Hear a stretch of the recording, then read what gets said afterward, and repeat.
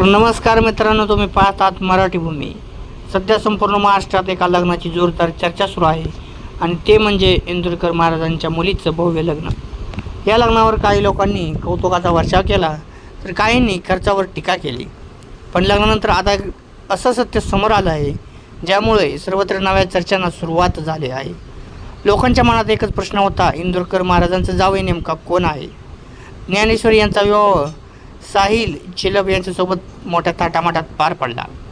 सुरुवातीला लोकांना एवढंच माहीत होतं की साहिल चिलप हे मुंबईतील उद्योजक आहेत, पण आता त्यांच्या कुटुंबाचा संघर्षमय प्रवास समोर आला आहे.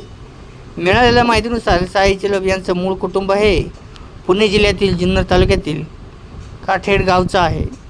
सुरुवातीला हे एक साधं शेतकरी कुटुंब होतं. साहिल यांचे वडील सुनील चिलप यांनी अत्यंत हालाकीचे परिस्थितीत मुंबई गाठली होती. ट्रान्सपोर्ट क्षेत्रात सामान्य कामगार म्हणून त्यांनी सुरुवात केली.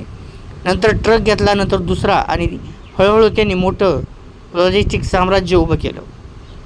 आज त्यांच्या व्यवसायात शेकडो कंटेनर, ट्रक्स आणि अनेक कंपन्यांचा समावेश असल्याचं सांगितलं जातं. पण इंदुरकर महाराजांनी फक्त पैसा पाहून हा निर्णय घेतला नाही, तर त्यांनी पाहिले ते संस्कार. चिलप कुटुंब वारकरी संप्रदायाचे जोडलेले आहेत.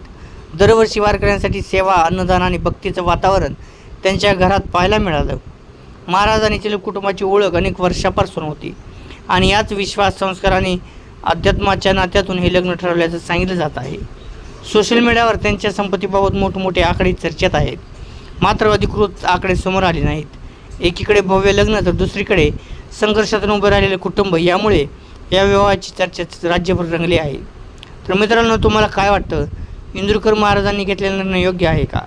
ज्ञानेश्वरी आणि साहिल यांच्या नव्या आयुष्यासाठी शुभेच्छा असतील तर कमेंटमध्ये नक्की लिहा आणि अशाच माहितीच्या अपडेटसाठी मराठी भूमी चॅनलला सबस्क्राईब करायला विसरू नका. धन्यवाद. जय महाराष्ट्र.